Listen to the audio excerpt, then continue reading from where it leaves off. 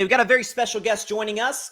He was part of the SEC Storied documentary to talk about Chris Lofton, who is a legend at the University of Tennessee. He worked as an archival producer in that role. He is a part of now an ESPN docuseries called The Kingdom, which covers the Kansas City Chiefs' historic push for a three-peat in 2024. Premieres on Thursday on ESPN Plus and Disney Plus. And by the way, the first two episodes actually premiere on Thursday night at 9 p.m. Eastern on ESPN. So without further ado, let's bring him on. Anthony Salas is joining us on Carving It Up. Anthony, how are you? Great. How are you? I'm doing well. It's great to have you back on the show. Again, I mentioned it in the open, and I told you, off camera months ago, but the Vol for Life documentary was fantastic. But this is a whole different type of project. This is a docu-series, 6-part, and you were telling me just beforehand, like it was a far more condensed schedule in terms of putting it together because the events happened so recently. Talk about what went into that, what went into ESPN saying, hey, we want to cover Kansas City as they go for something that no one's ever done before. Yeah, I mean, the biggest thing about the schedule is like when you're trying to tell a more timely story, right? And ESPN original series generally is a little bit more current, up to date versus when you're doing work for 30 for 30, where you're trying to get the entire scope of a historical event, essentially. A film generally from pre-production to development, pre-production, research, shooting, everything. You're looking on average, usually it takes around a year, maybe like 18 months.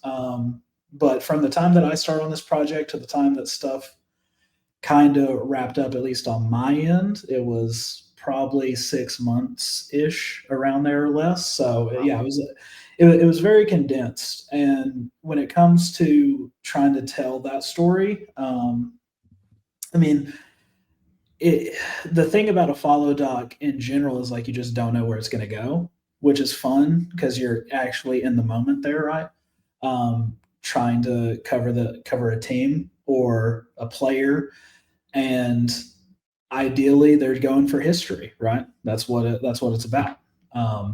No team has ever won 3 Super Bowls in a row, so trying to figure out what it's like to be on that journey is something that's really exciting, to show that to the world, but also like, we know how it sort of ends, right? And how is that sort of dealt with? So, yeah, it's a riveting sort of series where we're able to work with NFL Films, who are fantastic partners, specifically as well on the 30 for 30 side. And then Words and Pictures, who's a production company that we work closely with. This docuseries is directed by Kristen Lapis, who I worked with on my first film here with ESPN. So very, very high talent, high bar, high standard for all the creatives around making this project. Listen, I can't wait to see it. And again, we're recording this on a Sunday, but it's going to air during Wednesday's show. So those that are watching live, we appreciate you guys tuning in with Anthony Salas joining us. There's so many fantastic storylines with this Kansas City team. And I talked obviously a lot of Chiefs last year. And the thing that is, at least one of the things that fascinates me as a guy who loves and appreciates sports history is Mahomes' push to catch Tom Brady. Like that's kind of the big sort of overarching thing that we look at with this team. We know Brady's the greatest quarterback ever, but sort of my case has been, the idea that Mahomes can't catch him. Will he catch him? That remains to be seen, but can't is, I think, is a little bit overblown. We can actually show you some graphics. He's first all time in win percentage, pass rating, completion percentage in the playoffs, and he's second in yards per game, TD interception ratio, wins, total touchdowns, game-winning drives, fourth quarter comebacks, Super Bowl MVPs, Super Bowl appearances. He's tied for fourth in Super Bowl wins. Like, and by the way, the guy has not turned 30 yet. Like, this is a short span of time that he's accomplished what he's accomplished. Is that something that you guys talked about that maybe Mahomes himself maybe gave more insight on, is trying to chase the greatest quarterback ever, Tom Brady? Well, I think I think that it's crazy because Mahomes has had a meteoric rise, right? Like no one has come in from the time as a starter to accomplish what he's accomplished in such a short span of time. And I think something that we looked at on a greater scale is like, what was the pace and outlook of this franchise before Pat Mahomes got here, right? Andy Reid was here a couple years long beforehand. Andy had his tenure with the Eagles where he had Donovan McNabb and all these guys and never was sort of able to get over the hump. He had Alex Smith, and it's kind of like there was a lot of those sort of same talks of like, is Alex the guy? Well, they just drafted this quarterback, Pat Mahomes, out of Texas Tech, who threw for 1 billion yards in college. And once they finally gave Mahomes the keys, it's kind of like, history sort of started to write itself. So I think it's the talk was more so focused on the Chiefs on a grander scale. Okay.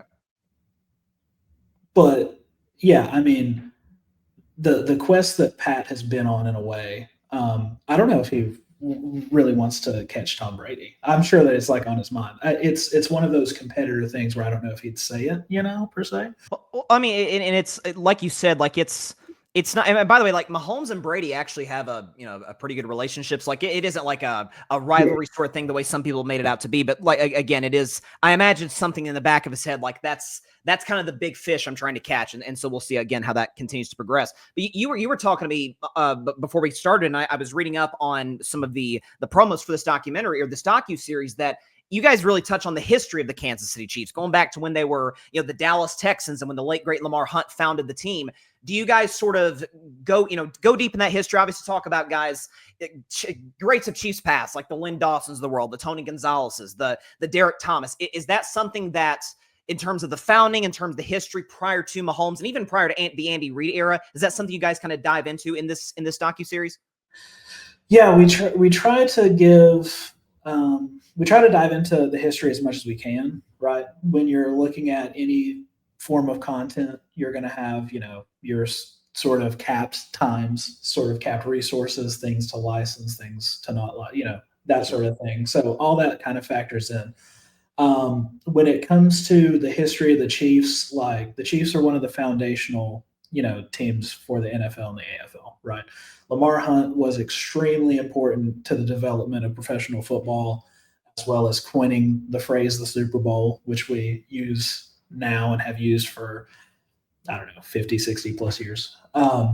So to go back and to dive into that history is something that's really important to give perspective to how the whole concept for all these sort of stories, like how do we get here, especially when you're like living with something directly in the moment, right? And so to go back and reflect on that history when we can, where it feels appropriate, is something that's really important, to sort of meld that glue between time, right? Which is something that we always try to do with each project.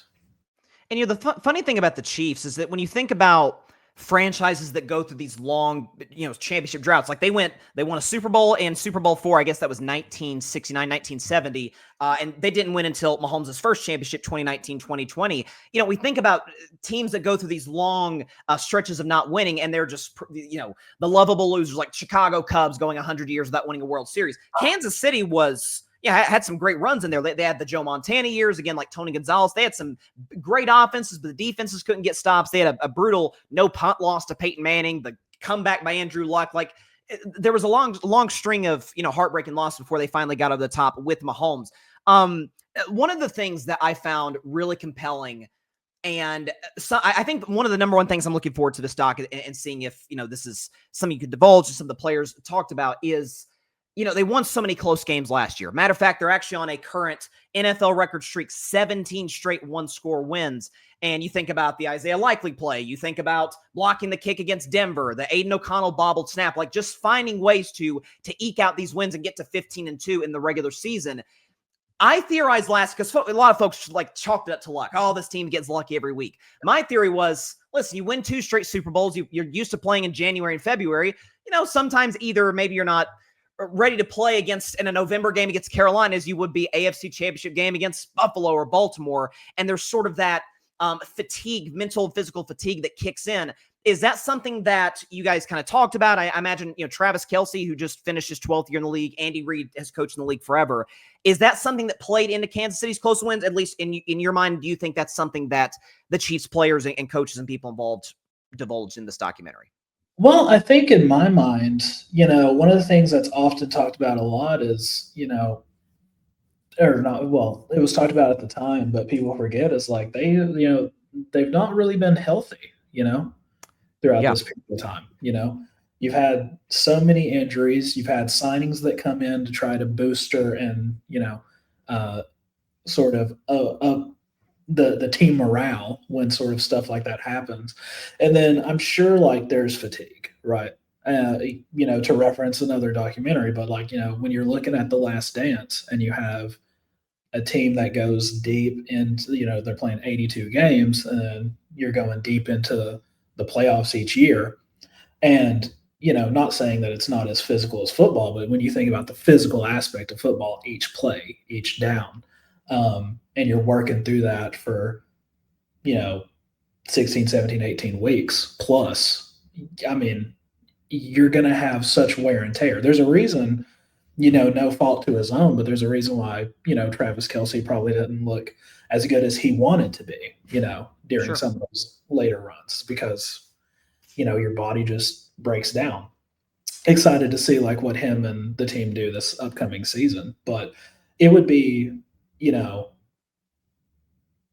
erroneous to not think that that's not some factor within it. Um, but also, if I was to speak like in the thoughts of an athlete, a win's a win. The pundits and like the studio shows, and the people that are on television really care about like, oh well, they won by 1 point. This isn't the team that we've seen in the past couple of years, right? But that sort of goes into interesting thought about narrative and how the narrative has changed from this team from when Pat took over versus what people look at them and think of them as now. Well, you led me perfectly into what my next question was going to be, because in part because of the close wins, in part because there's always this with any dynasty, whether it's the Chiefs, whether it's my Golden State Warriors, the New England Patriots. You can just go further and further back. Oh, they get all the calls. Oh, the refs are favoring the team, whatever the case may be. And it feels like if you think about the time when Mahomes took over in 2018, I mean, comes in the league, there's 50 touchdowns. Like, who is this kid? Like, we knew he was talented at Texas Tech. We didn't think that this, as you detailed it, meteoric rise was going to occur. It goes from kind of the lovable upstart, high-flying, explosive offensive teams to, again, kind of some of these wins are they're barely breaking 20. Like, I don't think they broke 30 points until they beat Buffalo in the AFC title game. Like, all these factors, the whole official thing, like winning as often they did, they developed some sort of a villain complex, kind of out of nowhere. Like, it happened, feel like it kind of overnight. Is that something that is touched on? Because again, I was kind of skimming through what each episode was going to talk about. And I can't wait to watch on Thursday. But is that something you guys discussed, and maybe the factors that led to that, or like kind of give us an insight into if that's a part of this docuseries? Yeah. I mean, I pulled a lot of stuff on Chief hate, right? like how that you said it earlier, right? They had a lot of struggle years. And, specifically some very peak bad struggle years in the early 2000s, like early mid 2000s. I mean, there was one year where they maybe won 2 games, Yeah. 2, 3, 4 games. So they went from lovable losers in a way because they have all this history and very passionate friends. I got fans. I've got a lot of friends that are, diehard Chiefs fans and would ride and die for that team. And then they become essentially, you blink, right? They become the evil empire. And you have this lovable coach in Andy Reid. You have this dynamite kid in Patrick Mahomes, right? You have Travis Kelce, who is now dating a global superstar, for better or for worse, depending on how you look at it.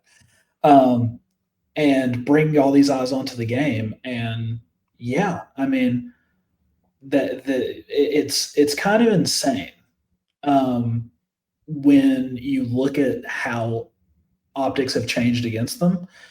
and trying to dive into that, right, from showing the development of this team and this franchise over the period of time to show like, hey, they were like a team that no one thought anything of. There was a blank slate with Mahomes that people were like assuming off of Andy Reid's past, with the Eagles that he wasn't gonna do anything potentially. Like he's a Peyton Manning of for a time, Sure. He's like a Peyton Manning of coaches, He's a great quarterbacks coach who will get you there but not win the big game. And you get all these chips off the shoulder and exceed all expectations possible, not only for the Chiefs, but in many cases for a lot of teams and franchises in NFL history with what they've done. And now you just have people that hate for various reasons. People don't like winners, but also at the same time, like there's so much stuff that's off the field that's like when it gets a little crazy where it's like, Travis Kelce's dating Taylor Swift, great, and they're showing shots of her at the games, and people are losing their minds, like upset about this and that. And it's like, I think the bigger thing as well is like, at the end of the day, it's sports and it's passionate, but these are also humans, right? That are just trying to do their jobs the best they can. So, to see how a lot of public perception has flipped on them is something that I feel will be a very interesting driving point throughout the film and the series. For sure. Well, and I think something too, you sort of hit on a really important point about Andy Reid is that, and again, a lot of the negative perception towards the Chiefs is not really directed towards Reid at all. Like everybody loves Andy Reid. But it's almost like to a degree when the public perception is you are what you are, and like you said, kind of lovable losers, and like, oh, the poor Chiefs, and then you exceed that. It's like, wait a minute, you got out of the box that I put you in for the longest time. Like, now, okay, I don't really know how to deal with this. I don't know how to handle this. And some of it is we just had a 20-year run with the Patriots, and now we got to deal with Kansas City winning all the Super Bowls, and that's kind of contributed to it as well. Is because, and one more time, I want to go and put up the poster for this, because anytime you see a poster for a film or movie, like those are the stars: Mahomes, Kelce, Chris Jones, Andy Reid. Is there anybody, again, those are kind of the four main characters, but is there any sort of supporting actors, if you will, that you think will stand out? Do you think that people kind of come away from thinking like, oh, that's really interesting? Like I remember, for example, when The Last Dance came out during COVID, like I'm a big Warriors fan, so I love Steve Kerr, but like really kind of getting a deeper dive into Steve Kerr's story, is there anyone on this Kansas City team that there's a deeper dive in, a greater look at? Obviously, again, the lead actors are the lead actors, but somebody who you think is the audience will really kind of identify with? I have to think about that. I don't know off the top of my head, to be honest. You will have, your surprise stars that are wild cards, like with the Hopkins trade, right? Okay. And with there being 6 episodes, I'm surprised if there may not be a little sneaky, lovable supporting cast here and there of a few other people. But yeah, like you said, a lot of core stuff that focuses on like a lot of those guys, right? You're gonna have a little bit of a dive into Andy Reid, which could be, depending on how old you are, a thing that you're not gonna know. There's gonna be a lot of stuff in there that you may not know about, right? This is a guy that's been through a lot personally, and for the people that love Andy Reid, I think that they'll love him even more after sort of getting through this docuseries. For sure. No, listen, I can't wait to watch it. And I will say, this is sort of a quick question, then I'll get to the last thing I wanted to ask you. Because listen, I like most people who live in the United States of America, live in a household that has Swifties in it. So I'm probably contractually obligated to ask. Any reference, any mention of the Taylor Swift Travis Kelce relationship, because it is one of the talking points of the NFL the last years. Any sort of, not even a deep dive, because I think everyone kind of knows what they know, but like just any like reference to it, I imagine. Yeah, I mean, I would be it'd be shocking to get through 6 episodes or even plot out 6 episodes and not at least have some mention, even if it's passing from PTI, whatever. Yeah. So all the like, at some point, every other show was talking about it. And that's like what happens when you date a global megastar. And like I said, for better, for not even for worse, because like they're in a relationship, but like, it's bringing eyes to people that would never watch football. And I talked about that when it was really a massive part of the NFL was that, or a massive part of the NFL storylines was that, listen, this is no one freaked out when Matthew McConaughey's on the sideline at Texas or Jack Nicholson at the Lakers game, and now everyone loses their minds over Taylor Swift for whatever reasons. I'm with you in the sense, like, it brought more eyeballs to the game. It adds any other extra storylines. That's what I love about dynasties. Like, you don't necessarily have to root for the team, but Star Wars is terrible if Darth Vader's not in it, right? Like, it's like you do need sort of that antagonist, if you will. And Kansas City, as we kind of talked about, has been that for the last few years. Last question I would ask you would probably be this: what would be your biggest plug? Because I feel like we talked about the vast majority of the sentiment towards the Chiefs does tend to be negative. What would be your sort of plug? Like, hey, like, give this a shot. I think you might feel a little bit differently about some of these characters once you get done with the series. What would be kind of your plug for the series?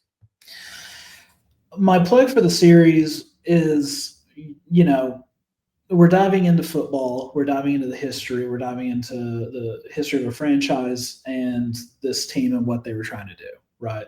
But at the core of everything is you're trying to strip the layers back to show people really, both from a sports perspective, the preparation and things that it takes week to week and stuff that this team went through. But also at the same time, it's like, these are humans, these are like, a lot of people forget, like, everyone on these journeys. Like, when I watch docs, in a way, it's like, whether it's series or whatever it is, it's like, I look at, the journey that these people took from, like, kids having a dream to wanting to go play high school to now they're in college and, explode, like Mahomes at Texas Tech. And next thing you know, they're given their shot in the NFL that they've been waiting on for their whole life. And now they're able to go on this ride. And there's been that love-hate roller coaster that they've been on. And I hope that people can sort of just really get to know the characters. You don't have to love the characters, right? But just get to know the people that you're rooting against, That would be my plug. That's fair enough. Anthony Salas, one ETSU buck to another. It's great to have you on the show once again, my man. Hopefully we can do it once again in the future. But definitely, once again, we'll put it up one more time. Check it out, The Kingdom, which premieres at the time that you guys are watching this. It actually premieres tomorrow on ESPN Plus, on Disney Plus. The Kingdom, an ESPN original docuseries covering the Kansas City Chiefs' historic push for a three-peat. Thanks so much for watching the show on YouTube, and be sure to go click that big red subscribe button and check out the other clips and full shows from Carving It Up Live, as well as our other incredible content creators here on the Grid Network.